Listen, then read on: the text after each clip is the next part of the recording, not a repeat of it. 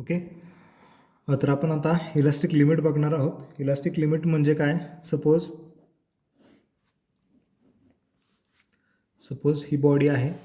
या बॉडीवरती मी काय करतो, सुरुवातीला 5 न्यूटनचा फोर्स अप्लाय करतो आहे. ओके. हा फोर्समुळं काय होईल? बॉडीचं इलॉंगेशन होईल. ओके. आणि फोर्स काढून घेतल्यानंतर बॉडीचं काय होईल? परत त्याच्या ओरिजिनल डायमेन्शनमध्ये रिगेल केलं. आता ही जी क्वांटिटी आहे मी परत वाढवतो आहे, ते 10वरती नेतो आहे. ह्याची क्वांटिटी आहे 10वरती नेलं आहे. सेम 10वरती अप्लाय केल्यानंतर पण काय होतं आहे? बॉडी सोडल्यानंतर अप्लाय केला फोर्स, बॉडीचं इलॉंगेशन झालं, बॉडीचं लेंथ वाढली त्याची. ओके. ज्यावेळेस मी फोर्स आता रिमूव्ह करतो आहे, रिमूव्ह केल्यानंतर बॉडी परत काय येणार आहे? त्याच्या ओरिजिनल डायमेन्शनमध्ये येणार आहे. बरोबर आहे. पण ज्यावेळेस मी 15 न्यूटनचा फोर्स अप्लाय करतो आहे, 15 न्यूटनचा फोर्स अप्लाय करतो, त्यावेळेस काय होतं आहे? बॉडीजवरती काय होतं आहे? फोर्स तयार होतो आणि ही बॉडी सहन करू शकत नाही आहे. जो फोर्स आहे तो सहन करू शकत नाही आणि ह्या बॉडीचं फेल्युअर होतं आहे. बरोबर आहे ना. आपलं लिमिट, आपलं जे इलास्टिक असेल, सपोज एक जे इलास्टिक बॉडी आहे, कुठलं इलास्टिक आहे, ते खूप जास्त ताणल्यावर तुटणारच ना ते इलास्टिक. बरोबर आहे ना.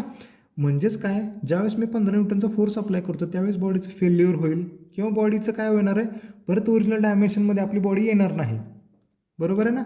मग ह्याचं जे लिमिट आहे, ह्याला कुठेपर्यंत लिमिट आहे की ह्या 5हून 10पर्यंत, 5 सुरुवातीला 5 केला, बॉडी परत ओरिजिनल डायमेन्शनमध्ये आली, 10 केलं, परत ते ओरिजिनल डायमेन्शनमध्ये आली, 11 केलं, 12 केलं, 13 केलं, 14 केलं, 14पर्यंत काय केलं? बॉडीने परत त्याच्या ओरिजिनल पोझिशनमध्ये रिगेन केली बॉडी. पण 15ला काय झालं की बॉडी फोर्स अप्लाय केल्यानंतर बॉडीचं फेल्युअर झालं किंवा बॉडी परत ओरिजिनल डायमेन्शन आली नाही. मग असं जे लिमिट आहे, ओके, ज्या लिमिटमध्ये बॉडी तिच्या ओरिजिनल डायमेन्शनमध्ये येते, अशा लिमिटला आपण काय म्हणतो आहे? इलास्टिक लिमिट आपण म्हणतो आहे. म्हणजे इलास्टिक लिमिटच्या नंतर बॉडी काय होतं? ती इलास्टिसिटी प्रॉपर्टी ही दाखवत नाही. इलास्टिसिटी प्रॉपर्टी त्याची दाखवत नाही. ओके. म्हणजे 15च्या फोर्सला त्याची इलास्टिक ते फेल्युअर होईल किंवा मे बी त्याच्या ओरिजिनल डायमेन्शनमध्ये येणार नाही. मग असं जे लिमिट आहे की ज्या लिमिटमध्ये बॉडी त्याचे ओरिजिनल डायमेन्शन रिगेन करेल, अशाला आपण म्हणतो आहे इलास्टिक लिमिट. ओके. कळलं? देन नेक्स्ट पुढं आहे हुक्स लॉ.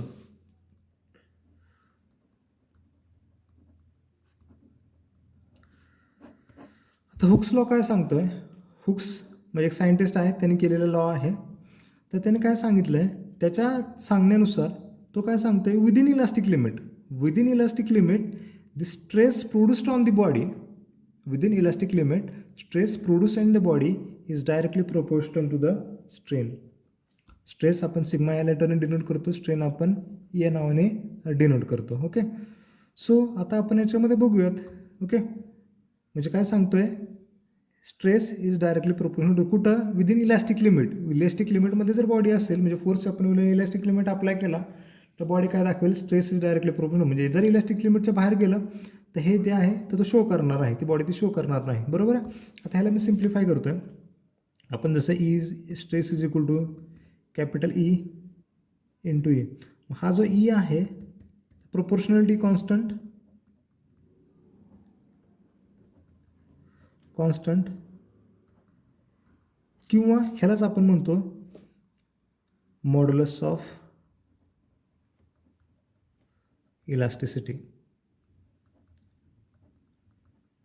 ओके. हा कॉन्स्टंट आहे. ओके. तर प्रत्येक बॉडीसाठी ही जी व्हॅल्यू असेल ही सेमच असेल, बॉडी किती छोटी का असना किंवा मोठी का असना. ओके. म्हणजे आपण सपोज मी रबर यूज केलं तर रबरसाठी ई हा कॉन्स्टंट असेल. सो रबरऐवजी मी काय केलं? दुसरे प्रॉपर्टी घेतली, कुठलं तर मटेरियल घेतलं. Okay.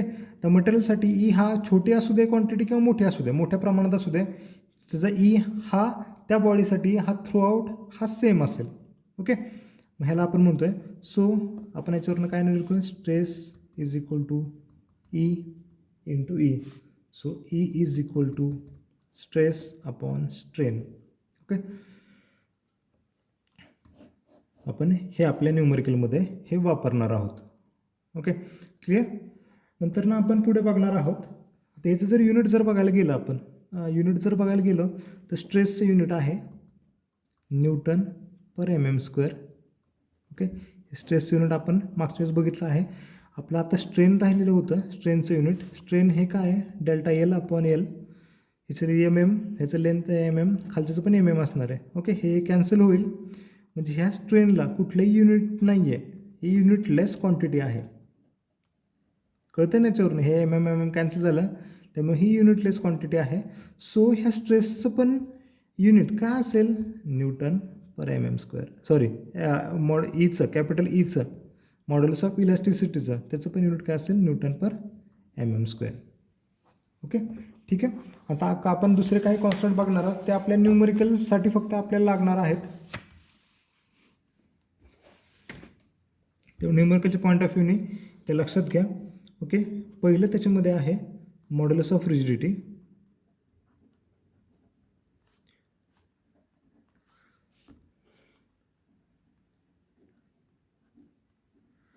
Okay, so what is modulus of rigidity? It is denoted by letter G. आपण जी या नावाने डिनोट करणार आहे. ॲक्च्युली ते सी पण नावाने डिनोट करतात. ओके, पण आपण ह्याच्यामध्ये जीच वापरणार आहोत. आता हे जे सांगतोय मी तुम्हाला, हे फक्त as a definition point of view फक्त लक्षात घ्या.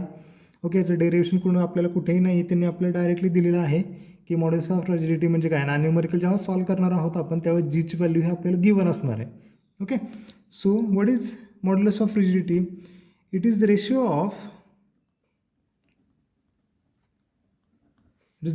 of shear stress to shear strain. Okay, आता आपण पहिल्या लेक्चरमध्ये, लास्ट लेक्चरमध्ये आपण शिअर स्ट्रेस आपण बघितलेला आहे आणि तो टाऊ या नावाने आपण डिनोट करतो. आणि तसं शिअरचे आत्ता बघितलं ते फाय नावाने डिनोट करतो. Okay, so it is the ratio आहे, म्हणजे काय, shear G is equal to tau upon phi म्हणजे शिअर स्ट्रेन.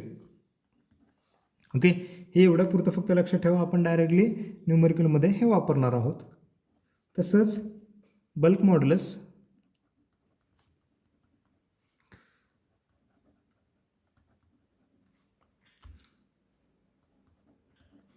ओके, सो आता हे बल्क मॉड्युलस काय आहे, तर it is the ratio of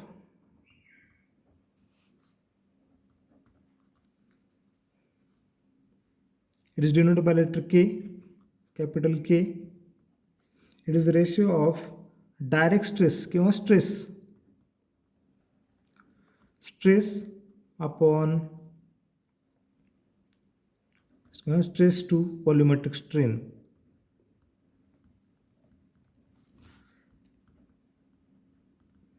okay, आता स्ट्रेस हा आपण सिग्मा नावाने डिनोट करतो. व्हॉल्युमेट्रिक स्ट्रेन मागे सांगितल्याप्रमाणे EV नावाने डिनोट करतो. So K is equal to stress upon volumetric strain. Okay, clear.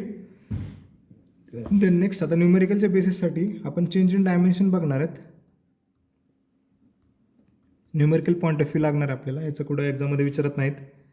Change in length, मागे सांगितल्याप्रमाणे change in length means delta L. Okay, हा झाला चेंज इन लेंथ. आता आपण बघितलं मग अशी capital E is equal to, म्हणजे modulus of elasticity is equal to stress upon strain. Okay, clear. आता याच्यामध्ये मी सेपरेट करतो होतो प्रत्येक क्वांटिटी. स्ट्रेस म्हणजेच काय सांगितलं तर मी तुम्हाला, applied force upon area, correct. आणि ई म्हणजे काय सांगितलं होतं, डेल्टा एल अपॉन एल, हे असं आपण सांगितलं होतं, राईट, करेक्ट. ओके, ह्याला सिम्प्लिफाय करतो मी. So E is equal to, आता हा जो एल आहे, हा एल काय जाईल, हा न्यूमरेटरच्या ठिकाणी जाईल, हा काय येईल, एच्या ठिकाणी येईल, म्हणजे काय येईल, PL upon delta L into A. बरोबर आहे.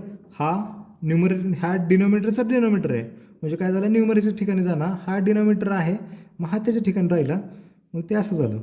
ओके, सो त्याच्यावरून आपण डेल्टा एलची व्हॅल्यू काढू. This delta L is equal to, हा इथं घेतोय, हा इकडे घेतोय, दिस PL अपॉन ए. हे आपण न्यूमरिकलसाठी हे वापरणार आहोत. ओके, सो आजच्या लेक्चरमध्ये आपण एवढाच टॉपिक बघूयात. ओके, याच्यावरती हा जो व्हिडिओ आहे तो तुम्ही 2-3 वेळेस बघा, कारण आपल्याला न्यूमरिकल आपण स्टार्ट करणार आहोत. ओके, ठीक आहे, थँक्यू.